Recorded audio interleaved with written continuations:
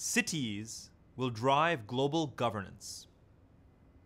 For centuries, scholars and statesmen have sought to build the ideal global diplomatic architecture to govern all of mankind, but they've focused specifically on the role of sovereign nation-states.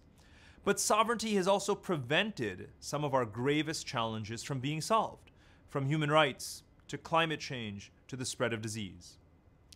But rather than look to the United Nations or other interstate mechanisms, we increasingly look to the leaders who have their ears closest to the ground to solve problems.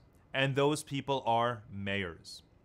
Mayors are the ones who have to make sure that garbage is collected. So many of them point out that simple fact.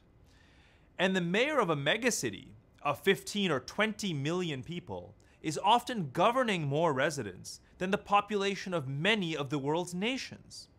It's no surprise then that mayors are increasingly taking on the next biggest job in the country, which is that of the president or the prime minister. It's happening already, from France to Turkey to Iran, and it's on the horizon in Mexico, Argentina, and Nigeria. Mayors are popular because they make change happen fast. When stock exchanges merge to ease the flow of financing to invest and fund local companies that are listed around the world, it's driven by the businesses of those cities. Now think about climate change. The C40 climate initiative assembles the mayors who are most committed to lowering greenhouse gas emissions through tight standards for building design, recycling, and other ways of reducing their urban carbon footprint, far ahead of international regulations. There is even a federation of technopolis projects that brings together the heads of science parks to discuss how to promote innovative education and investments to spur economic growth.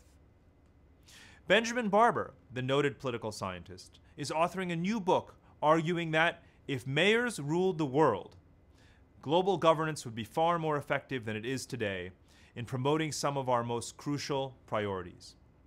Commercial networks, common interests, learning forums, and communications technology make it increasingly the norm for mayors to learn much more from each other across borders than from their federal governments.